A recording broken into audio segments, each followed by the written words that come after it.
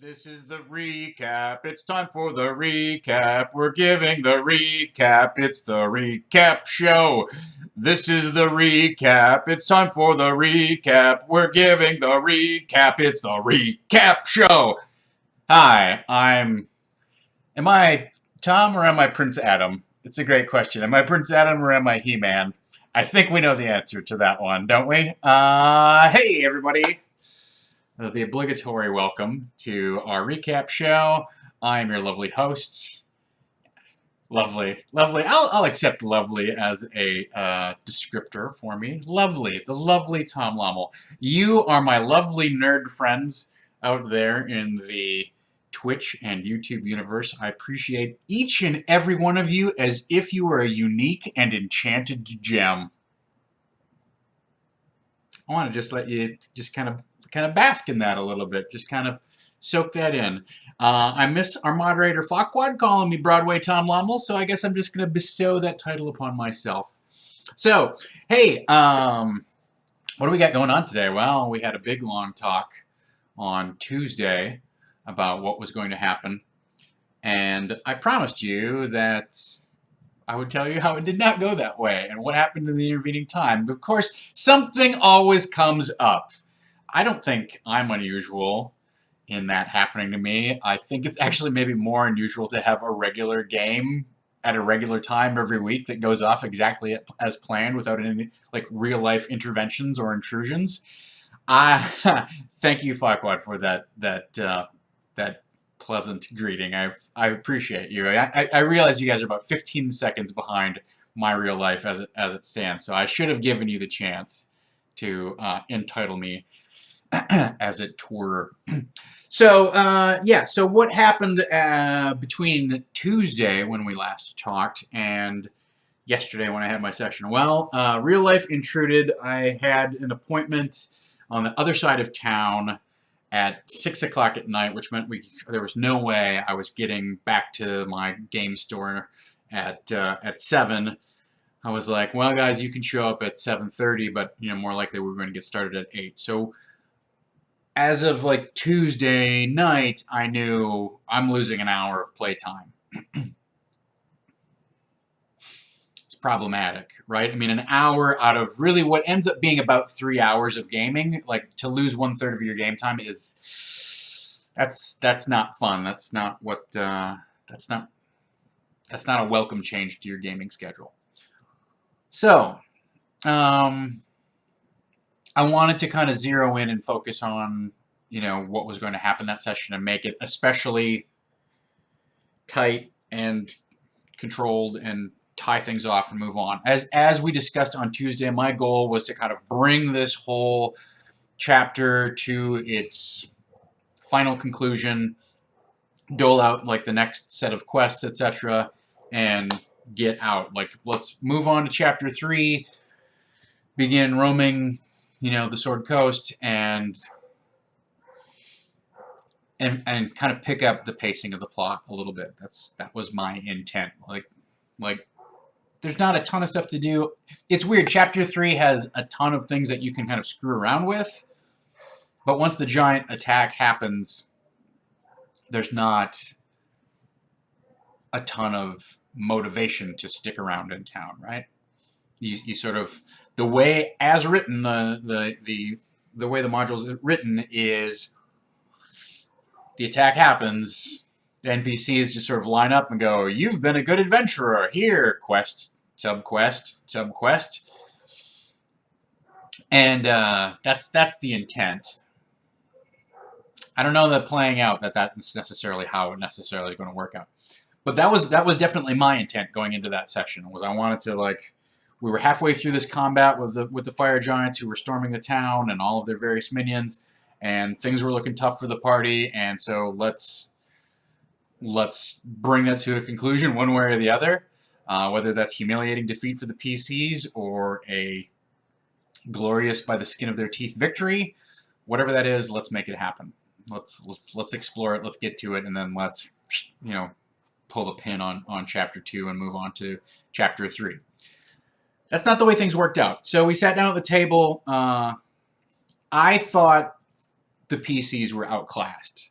Those fire giants drop either 4 die 10 boulders on the party with a pretty good range, or they drop 6 die 6 slashing damage on the party with their great swords, which is also just insane amounts of damage.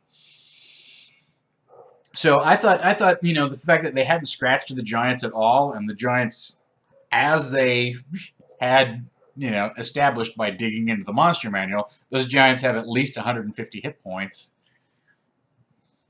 This is a tall order for 6 5th level characters, right? Especially because they'd already been dinged up by the Orog shock troops and the axe beaks, and they didn't really get dinged up by the magmen, but they had definitely taken some licks, right, and spent some of their resources, etc., etc., etc.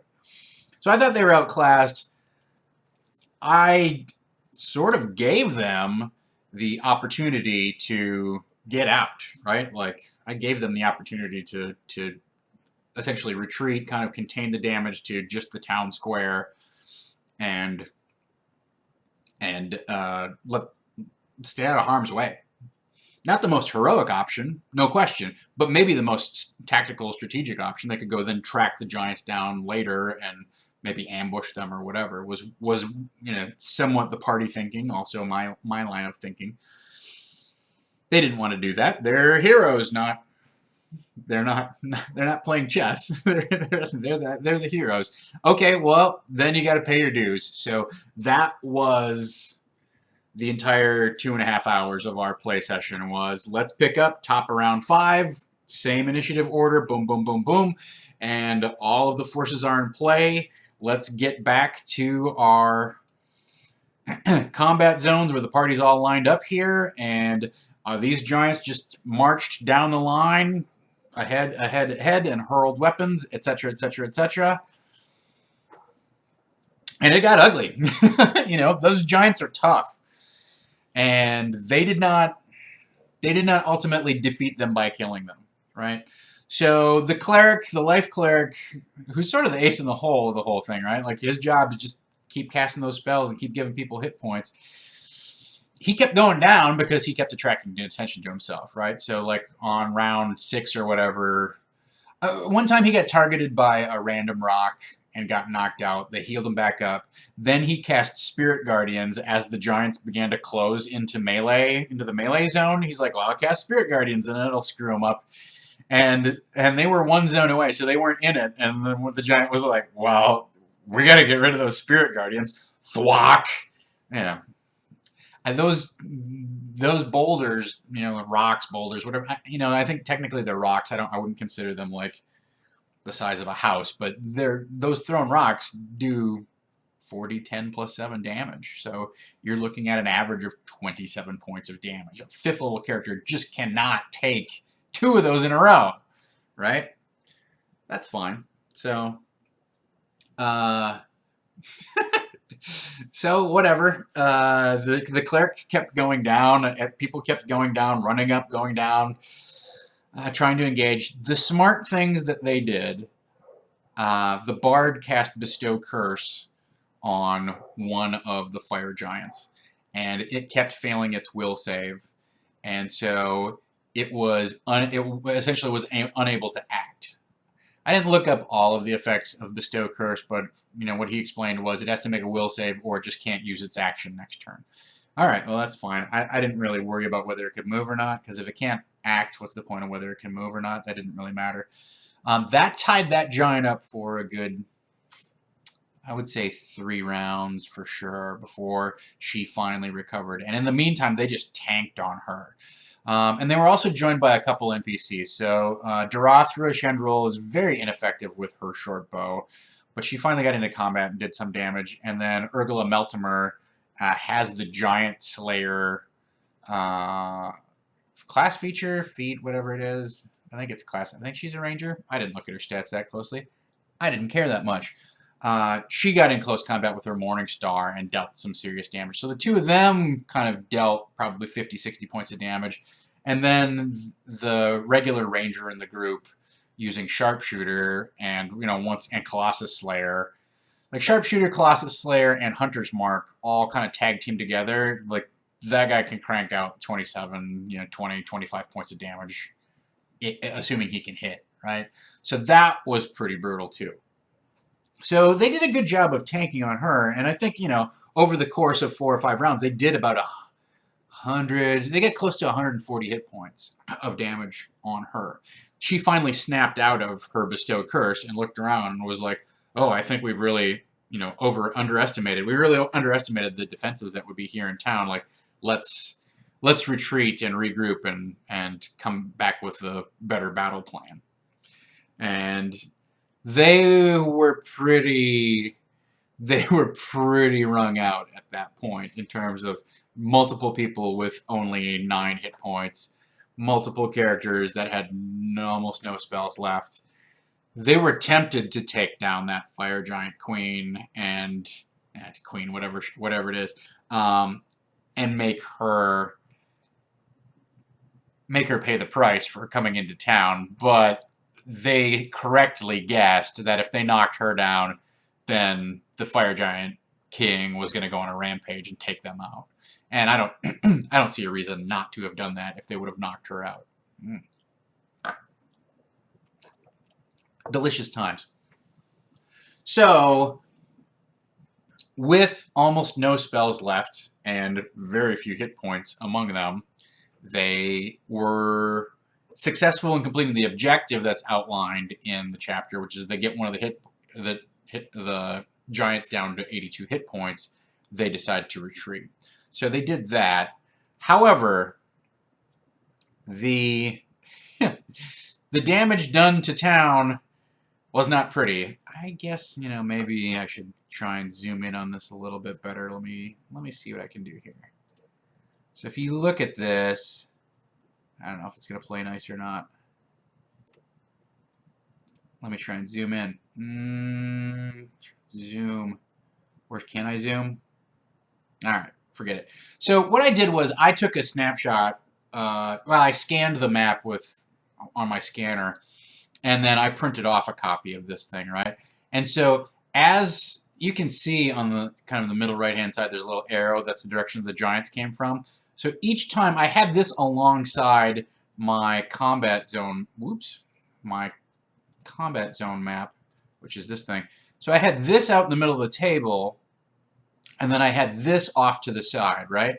And so every time that the giants would advance, if they weren't doing anything about the magmen that were with them, the magmen would just be like, go set that building on fire. Go set that building on fire. And so they could watch the swath of destruction just sort of like, literally burn its way through town. Let's see if I can... Well, let's not move that either. I want this thing. No, I don't. I want this thing. Let's see if I can... I'll try to zoom this in a little bit further here. That's a little better, right? That gives you a little bit better clue of what's happening here. So, yeah, that's what ended up... that's the carnage that was wrought upon the city. They never, the giants never made it to the tower. That was fine. They never ordered the magmen to attack the party, which was not, that's not the purpose of the magmen. The magmen are there to destroy huge pieces of the town. So that's what I had them do. So that was nice, right? That was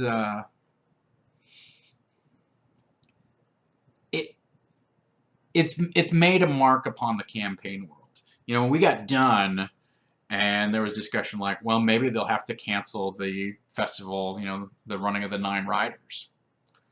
And I have kind of mixed feelings about that. I haven't decided exactly what's going to happen. I think maybe the city elders, stakeholders are going to have to get together and have kind of a meeting about what they're going to do.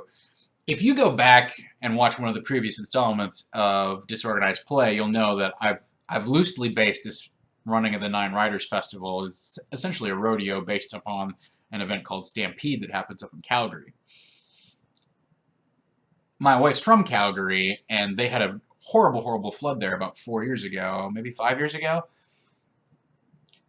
Even so, they kept, they did Stampede anyhow.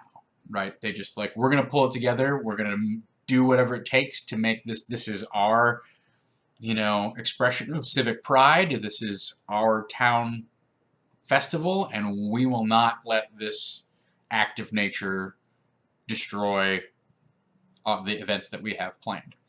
So I think that, hey Braid, the beholder tossing giant looks like that's going to have to come in next time. So sorry. That was just, I kept saying boulders, and then one of the players said, "Oh yeah, I keep getting boulders tossed at me," and I heard him say, "I keep getting beholders tossed at me," and I'm like, well, that's gonna have to happen at some point. So at any rate, I think there's something to be said for having the city, even though it's in ruins, or the core of it's in ruins. I mean, some of these places weren't actually occupied anyhow, right? Some of the parts of the parade ground and things like that. But, Earlham Stockspool's establishment got burned pretty badly. I'm sure he's got some very juicy things to say. So that was the aftermath of the attack. Was the city was fairly literally toasted.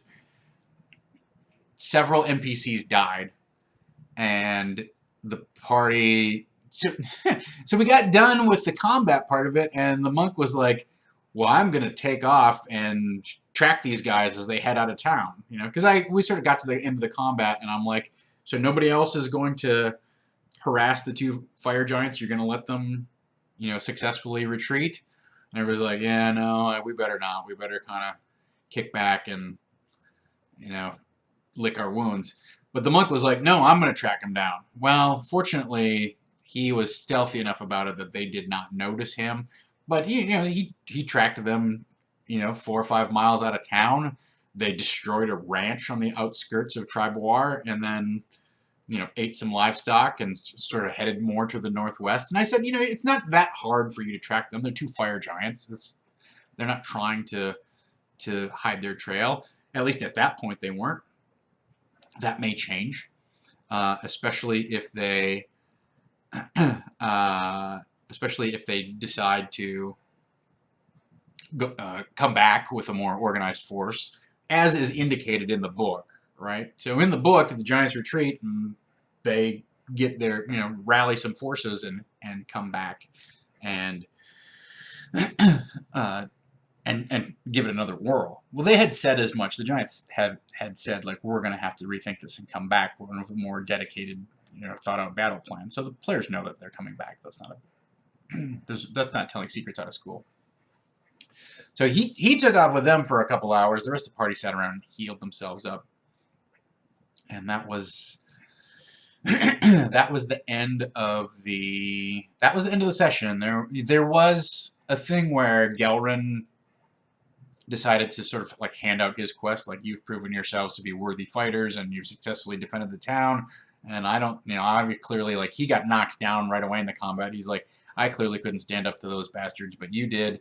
I'd be happy to, if you ever go to Citadel Felbar, I'd be happy to write you a letter of recommendation to the king and queen and tell them what powerful and courageous warriors you are. Everybody looked at me like, yeah, who cares? I'm like, okay, that's fine. Who cares? So that's basically the recap. It was a 2-hour fight, 2.5-hour fight. It was brutal. I want to talk about one thing that's not on the agenda here today, and that is, I just want to briefly talk about how you target players with your tactics, right? Because that was a strong element in this combat, was how do I decide who's attacking whom? And I will say that my general DMing style is that the NPCs are a little bit dumb. They don't necessarily know who's who does what. So if an Orog shock troop looks at 3 different adversaries, and one is a guy in plate mail, and one's a guy with a wizard staff, and one's a guy with leather and a short sword, I generally just roll dice. 1 to 2, 3 to 4, 5 to 6, who he's going to attack. That approach, I will say, is a little bit of a softball tactic, right? It is not pressing your advantage as hard as you possibly can, and it is not playing the monsters to the top of your intelligence for sure. Because you know who all these guys are, and you know who's the squishiest, and you know who goes down quickest because they got a crappy armor class or low hit points or whatever. That being said, sometimes your monsters aren't as intelligent as you are, right? One of my old buddies, when he was running Temple of Elemental Evil, he was talking about running creatures that had like super genius intelligence, like had a 20 intelligence or 22 intelligence, like are actually probably smarter than you and I are here in real life, right? And his take on that was, you need to imbue them with a certain amount of DM omniscience. Like they have a greater understanding of what's happening than might be obvious just based on them walking into the situation as a stranger. So you actually have to give them a little bit of like the godlike touch of the DM in order to run them as if they were super geniuses. I think I agree with that. I think that's a good insight. The converse side of that argument is, if your monsters have an average or below average intelligence and not a lot of battle experience, then you can't give them the optimized tactics that you yourself may have gleaned over years upon years of playing Dungeons and Dragons. So if you've got, let's take like an Odiug, right? An Odiug just basically lives to eat garbage, literally lives to eat garbage. If the Odiug is making intelligent choices of who I'm going to like slurp up and chomp on, who I'm going to grapple and chomp on, you're sort of betraying the character of that monster, right? So keep that in, like I have very mixed feelings about the approach that I use, because in some respects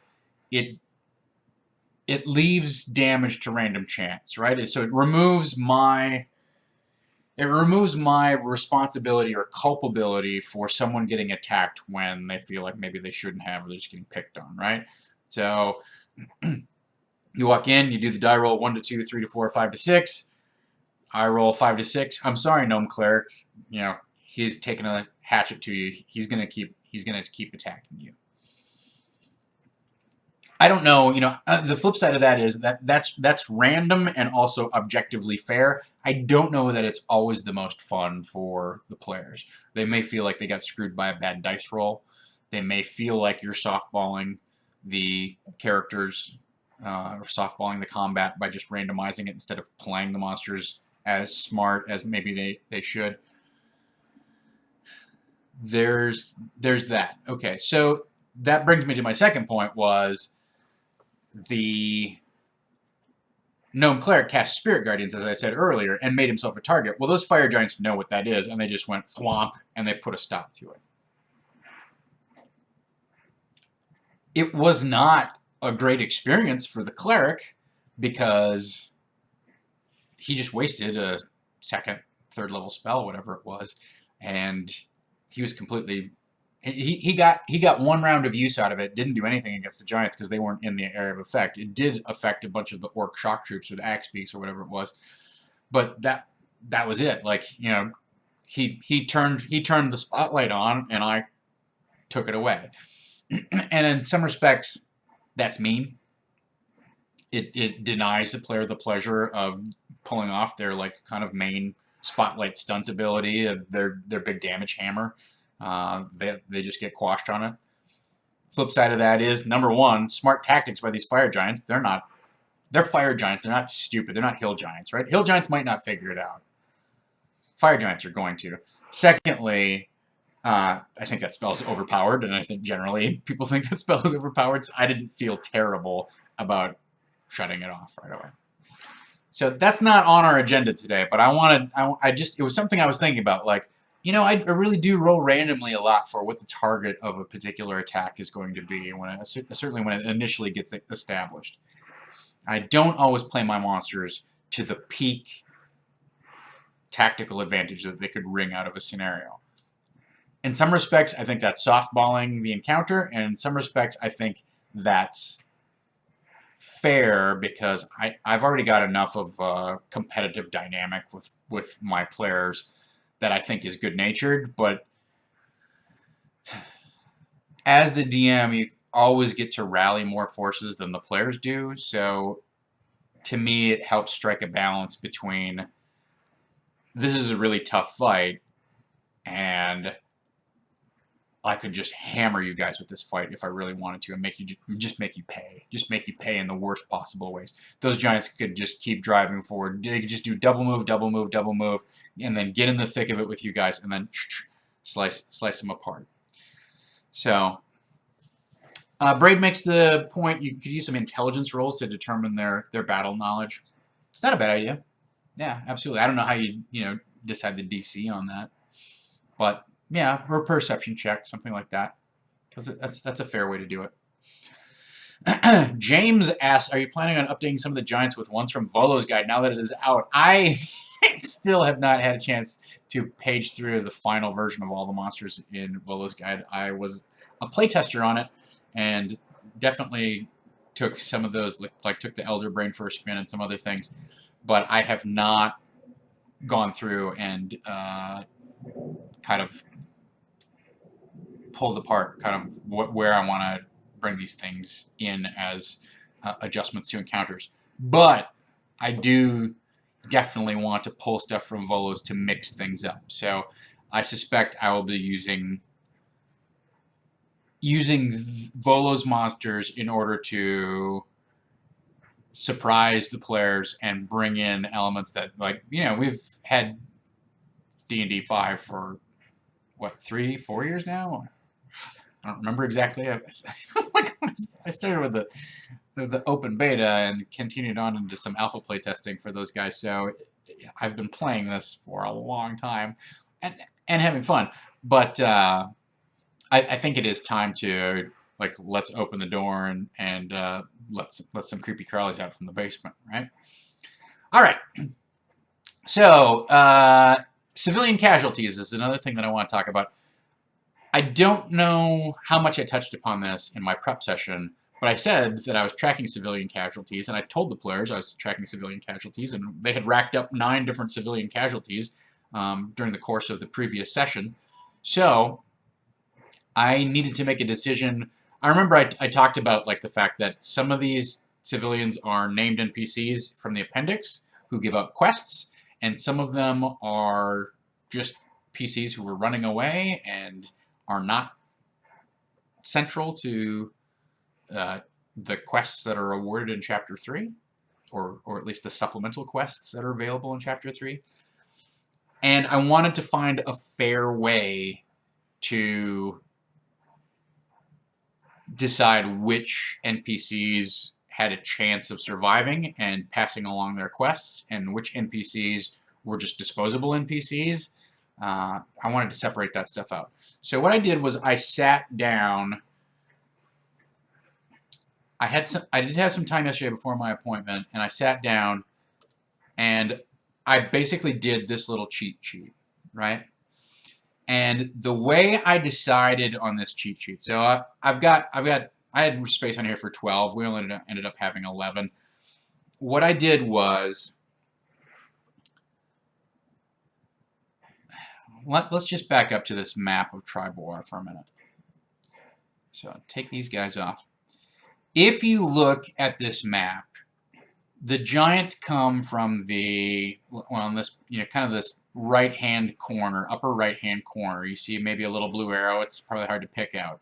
But basically, the upper rightmost building that's on fire, they came through that in those trees, and then they just kept spreading fire down, basically on a straight line path toward the tower at the center, right?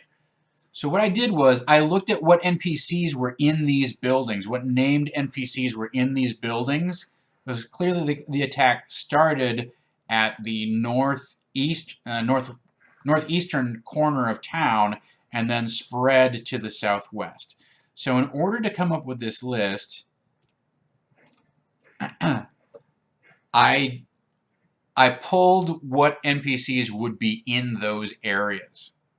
So that's how I got Narth in there, Arnwiddens. I think I made this name up. Kalen Sarsier? No, I think that's actually somebody. It's Torwiddens. I decided that was one of the kids. Dars Helgar is one of our named NPCs. I made up this person, just some random farmer named Hino Rops. Orthavir was out there. Feldetesk is a person that I made up. Is just could be a farm wife, could be whoever. You know, there's plenty of farms and cottages on this thing, right? Gelrin was definitely down. Darathra and Urgula. So the other thing that I did then was I made 2 columns for death saves, right? So I've got a passed column and I got a failed column. And I knew I was 4 rounds into the combat. Now, no one could have made a death save on round 1 because nobody, you know, they must have gotten knocked down on round 1, right? So what I decided was those who were closest to the action, closest to the northeast portion of town where the giants strode in and made their assault, they were going to make 3 death saves. I was going to pre-roll 3 death saves. And Nars, I believe, had like 2 and 1. Arnwiddens had 2 and 1. I think I... Oh, no, maybe I made this guy have 4. I'm not sure. I don't know how that guy died right away. Maybe this is a picture from later. Oh, I know what happened with this guy. This guy rolled a natural 1. I rolled a number of natural 1s in here, so that's why this guy has 4 death saves total. It's because I rolled like 1 and 1, and then I rolled a natural 1 on the 3rd one or on the 2nd one. Killed that guy, right? So there's a number of, I think one of these, either Kalen or Arnwiddens also had a natural 1 on there. So I think somebody else got a natural 20, but regardless, you know, those natural 1s count double, so that was brutal. So yeah, Narth Tezrin never had a chance. He died before the party could even do anything. So what I did was sort of divide these into like round by round. I knew there was 4 rounds, and I had to make 3 of them. So there were 9 PCs, so I divided them into groups of 3 and said, these first 3 all have to make 3 death saves. The next 3 are going to make 2 death saves. And you can see this reflected actually on the hash marks. And then the final 3, Orthavir, Feldetesk, and Gelrin, they're going to make 1 death save. And that's how we're going to start things off. And then I'm going to keep this card behind my DM screen here, and every time that the NPCs come around, I'm going to roll death saves for everybody who's still surviving or, you know, who has not at this point stabilized. So that was my little cheat sheet on keeping track of civilian casualties, and I felt like this was very fair. It added an element to the combat that's like, by the way, you know, like these people might actually be important because I'm actually bothering to roll death saves for them. Darathra and Urgula did end up getting knocked down later in the combat, but the party, I believe, stabilized them right away through their actions. So I was pretty happy with this method of organization. I felt it was not completely random, but it had a random element to it. I felt like it was fair. There was an equal sort of mix of PCs that, or NPCs that mattered and NPCs that for quest purposes were disposable.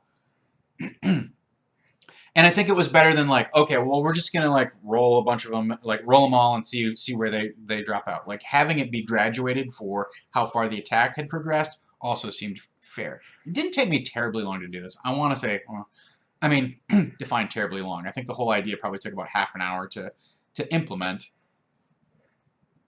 A good portion of that half an hour was just drawing the grid and putting the names on it, despite how pedestrian it looks. So that is that's how I hadn't handled civilian casualties. Let me see if I have the actual final card here. I didn't take a photo of it, but I'm certain that I do. The other thing that I did Now I'll get. Oh, we'll finish this off first. So if you want to take a look, that is our final. Just cover up my face, so maybe it'll focus. Will it focus? Probably not. So that's the final tally. 1, 2, 3, 4, 5 people died. The only quest givers were Orthavir and Nars Tezrin. They both died. Dars Helgar stabilized. Tino and Gelrin and Darathra and Urgla all stabilized. So 4 of the 6 quest givers stabilized. That's pretty good. I thought that was... I'm happy with that outcome, right? The other thing that I did, which I didn't end up using that much, was I did a round-by-round tactics, like a little cheat sheet of what I wanted them to do and how far I thought they would have to move, etc. Now, because I was using these combat zones... Oh, let's get rid of this. Because I was using these combat zones and the party was essentially standing in front of the tower, you know, maybe 1 or 2 zones in front of the tower, I would just march the monsters down these... I march these giants down the combat zones closer and closer and closer to them. So I didn't have to follow my cheat sheet of, okay, they're going to move and they're going to have these guys burn this place. They're going to move and they're going to have these guys burn this place. They're going to move, and then after they've moved 4 rounds, we've finally gotten to this place. They're going to the tower. They're going to start doing blah blah blah blah blah. So I didn't have to use that, but I put that together, and it covers 10 rounds. It goes from round 5 to 15, and it was in my back pocket if I needed it. I didn't end up needing it.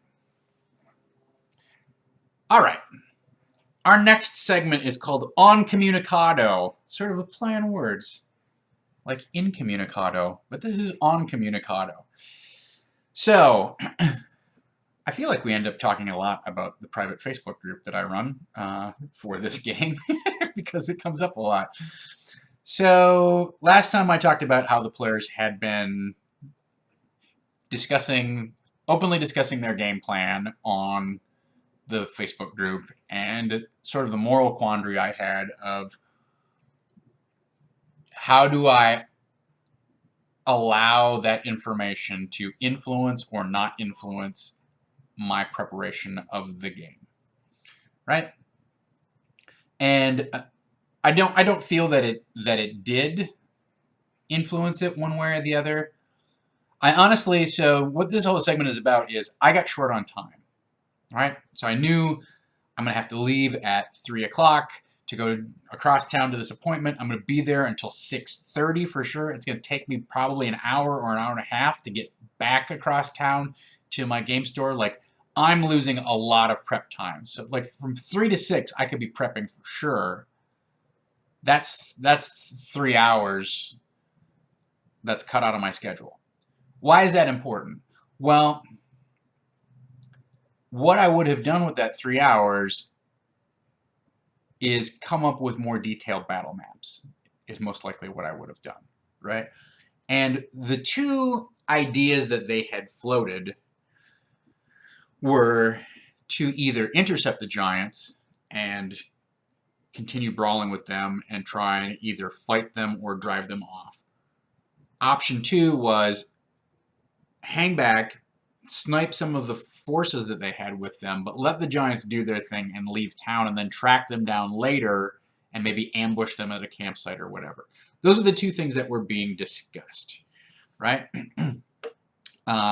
That's all great. But the... oh, fuck, what you... Oh, my.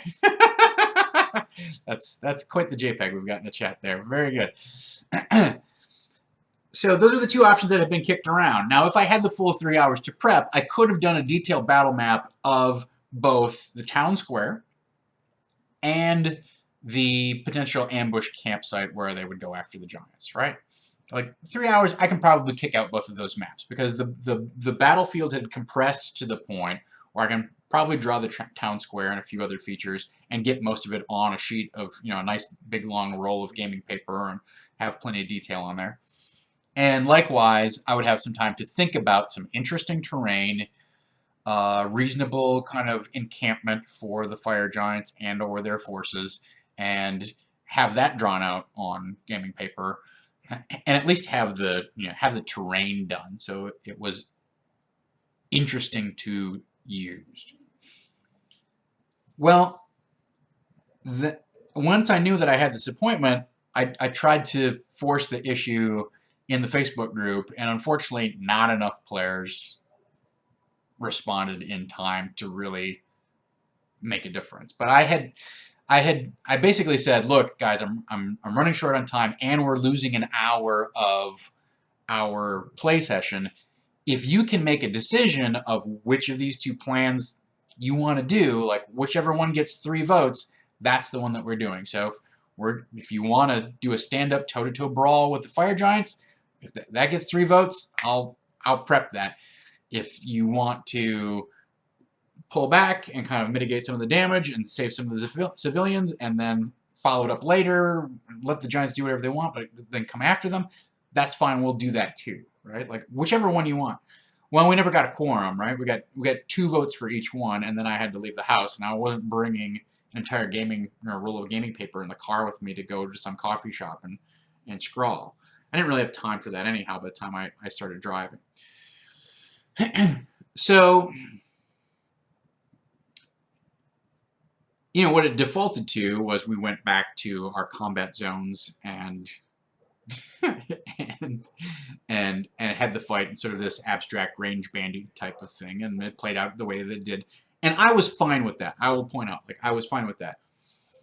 But I guess, on the one hand, it was a little frustrating for me because, like, if they would have picked one, if somebody would have picked one, if they, as a group, they could have decided, then I think the combat would have been a little bit richer, because as it was, there's still kind of this confusion about, like, well, what does this mean being in the short range combat zone, and what does this mean, being in the long range weapon zone? And if I'm in the melee zone, am I getting an attack of opportunity or not? Like, am I getting an attack of opportunity from both of those giants if I move out of there, etc.? And admittedly, it is like a hybrid version of Theater of the Mind and grid combat, so you can argue either way, and that makes things a little bit confusing. If they jumped on it and said, we're sticking with a tough fight, I could have had a detailed battle map, and then we would have the full experience of move 5 feet, 5 feet, 5 feet. Okay, that's a double move. Now I'm going to use my bonus action to hide or whatever. We didn't get there. The way that maybe this ties into you guys is, on Tuesday I was fretting about essentially sort of eavesdropping on their planning. And then Wednesday morning, when I went to force their hand, like, okay, well, what are you actually doing? They all, like, half of the group did not log in and see it, and the other half of the group was sort of split and kind of choked up on, I don't know what we want to do. So it's one of those deals where, we say no plan survives contact with the players, but also no plan survives contact with the DM asking, okay, players, what's your plan? So just keep that in mind. It goes back to something that I've talked to you about before, but when the DM puts the group on the spot, wait on the table. When the DM puts the group on the spot to make a decision, oftentimes that suddenly that decision carries more weight than it normally should. So it is one of the interesting dynamics. You can have 5 players all kind of like seemingly on board with the same idea, and the DM says, what are you really going to do? And it spawns an entire new cycle of, well, let's relitigate the discussion and figure out okay, now what are we actually going to do? It's a little frustrating for me as the GM, because it's clear, I usually ask those things like once they've had a good amount of time to stew over it, and it seems like, okay, they're coming to this decision, and I'm generally just asking it for confirmation. Occasionally I am asking that question, like, why do you think that's a good plan? Because there are factors that they've either forgotten about or glossed over or whatever. So that's something to keep in mind when we talk about the kind of player DM dynamic and communicating with your players, is that as the DM, you have a lot of footprint when it comes to the weight of your words. You're like the elephant in the group, right? So that's fine. All right, we've got 15 minutes left. If you have other questions, if you have something that you would like to discuss, please fire it into chat. I'm open to talking about it. While you guys are thinking about that, I'm just going to show you these tiles. I've got them here. So these are the tiles that I got. They're difficult to see. These are the tiles that I got off of a Kickstarter. Boy, this was also probably 4 years ago. They're really neat. They're interlocking, and they're interlocking on all 4 sides. If you guys are familiar with tactiles, they're sort of like that. They're clear plexiglass. So they can do I can do dry erase. I can do wet erase on these things if I so choose. The nice thing about them being clear is I could just draw a map on regular paper if I so chose, and put these down on top of it, and boom, boom, boom, away we go. So that part of it is nice. I don't use them very often. I have a pretty complete set of these things. They get a little heavy, they get a little clunky in the bag, right? I've got a version that's scored, so it has 1-inch squares on it. These, I don't know if you can see this or not, but they actually have they're just drills. They're little tiny drill marks, 1-inch drill marks, so I don't, the trick about the marker ones is if you don't put them, because they're scored on one side, there's actually a line, there's a divot in here. I'm not sure what you call it, but there's an actual physical line inside on one side of the thing. So if you were to run a marker over it, the marker either is going to kind of skip or it's going to collect in there. You can see it in some of these if you were to look closely at them. The fix to that is you put the scored side down, and then this side is completely flat but still has the lines in it. So I like them. The Kickstarter did not do a great job of delivering them on time. There's people who are angry about it. I'm not going to lie, as the Dungeon Bastard, I got a little bit of favoritism, and he sent me not only a sample pack, but he sent me my completed ones right away. Sometimes it's cool to be cool. But in terms of using these for that combat zone thing, I really thought they did a good job of laying that out, and I could move them around. If somebody went off to the side, I could just drop a tile in on the side. Okay, you're now in the thrown range zone on this side of the thing. So I think if we were to use that range band, range increment, whatever, threat area, whatever you want to call it, if we were to use that more often, then I think the players would get conceptually used to how it goes. And I think these could be a really handy, neat little tool. I mean, they're neat and handy regardless. But just very useful, like lay those tiles. I liked the idea that everybody was physically on, a table, on a square together. Again, as I mentioned before, you could also just use, I don't know if I have any here at the desk, but you could just use either. I mean, you could just use an index card. I don't like how rectangular they are. You could use a Post-it note, like a 4x4 Post-it note, one of those. Get a pad of those giant-sized Post-it notes, and just slap those down. And then you could write on them. Right? I mean, I wrote on these too. Super dry in my apartment today. I don't know why.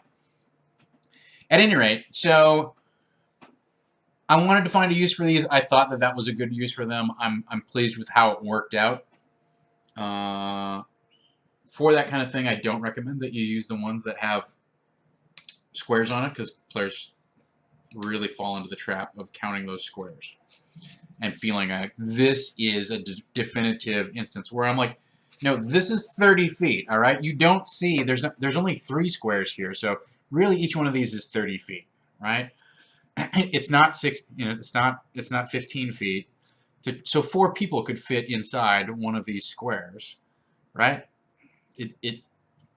The squares kind of break the player's perception of what size, what the actual size increment is on that particular range band.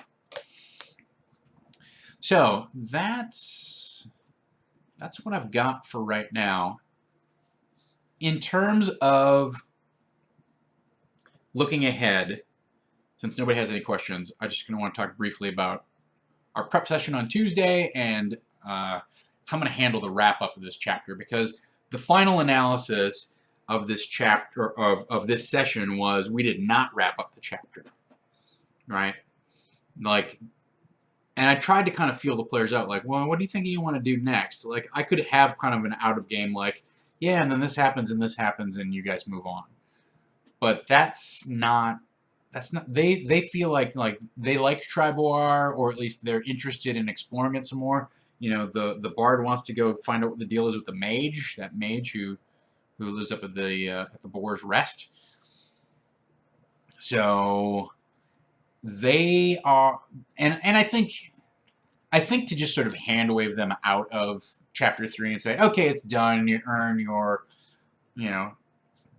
1 renown and 5 downtime and your X thousand XP and whatever, and congratulations, you did it, good for you.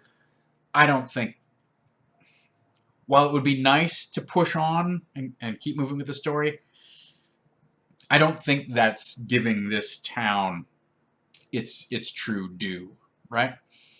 So I have to think about, in terms of next session, 2 conflicting problems.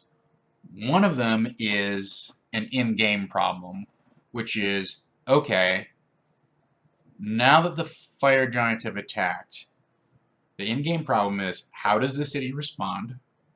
And then how do I make that next fire giant attack interesting and different compared to the one that we've already just had? Because I've just had the fire giants march, into town, round by round by round, grinding guys up. There's a trade-off of the spell works and the giant is confused. The other giant throws a boulder and knocks out your cleric, etc., etc., etc. Right? So that's one of my in-game challenges, is how do I wrap up kind of the storylines and the proper response for Triboar and the people who remain there, and really make the players feel like they've earned the quests that are assigned to them, and etc. That's an in-game problem. How do I make that combat different and interesting in a meaningful way? That's not going to be just another repeat of, okay, guys, guess what? It's 3 hours of, okay, initiative tick 17. Anyone on 17? 16. Anyone on 16? 15. 14. Anybody above a 10? I don't want to get into that. I don't want to repeat the same encounter twice, and that's kind of what we're looking at. So for me personally, I'm going to probably investigate using some of the mob rules from the DMG and running that next combat more like a wargaming scenario where the players are in charge of groups of NPCs, and kind of go back to the way it was originally, somewhat the way that it was originally pitched, right? But I'm probably going to have this be a little bit more abstract, kind of wargamey type of combat than a down and dirty, toe-to-toe, action by action by move action type of exchange. Those are the in-game challenges that are facing me that we will deliberate more on next Tuesday. Moron. The other issue that I am trying to deal with is that our regularly scheduled session is for next Wednesday night. The game store is closing at 6. There will be no official Adventurers League at that location on Wednesday. And so the question becomes, do I want to have a filler session? Do I want to tackle some of this wrap-up and denouement type of stuff in a session where I know at least 2 of my players are going out of town, maybe 3? I had two for sure, and one guy who was like, well, if you're going to play on Wednesday night, I'll stick around Wednesday night, but otherwise, I'd like to just get out of town if I could. So the holidays are getting in the way of prepping this next session in terms of when is it even going to happen, right? And if it gets pushed off for another week to the week after, now we're the first week of December, we've really got two.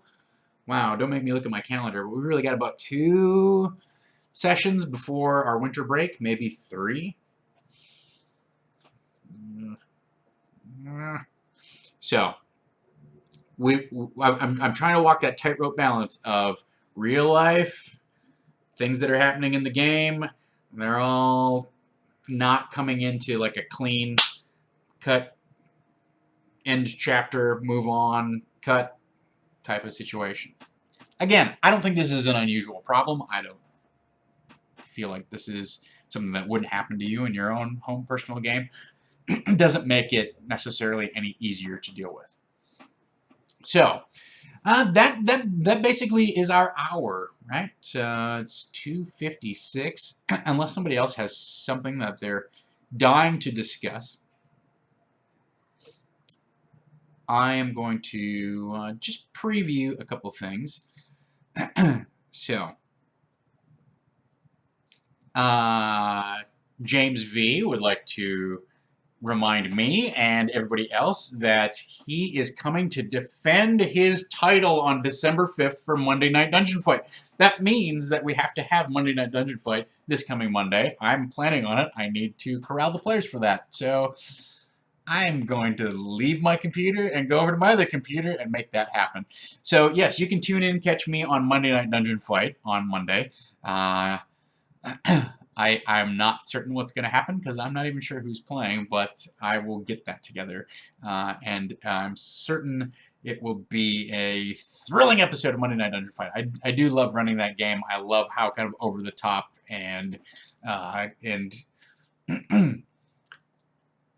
it's competitive without feeling like mean, and that's one of the things that I really enjoy about it. So that's going on Monday. What's going on the rest of our week? Let's just take a look. I will not be sitting in with the fine bearded gentlemen of Bearded Men West this afternoon over on Geek and Sundry. I co-DM with Mr. Timothy J. Myers, who's an original member of the Bearded Men. He lives out of town, but he comes into town to run this essentially sort of twice a month. So this week is his week. I'm not sitting in on that, but that doesn't mean we don't have anything else going on the rest of the day here on Saving Throw Show. So go ahead and tune in and enjoy if you are inclined to watch the improvised Dungeons and Dragons. Tomorrow night we've got Call of Cthulhu Black Bag with Mr. Wes Otis and friends fighting off the forces of evil. I believe time traveling still. It's hard for me to keep track of which. Having jumped into an alternate timeline as of Election Day, it's hard for me to know which universe is the prime universe. Saturday at 12:30, Masks, A New Generation, our superheroes show powered by the Apocalypse. That's happening Saturday at 12:30. 5 o'clock, of course, is Phoenix Dawn Command.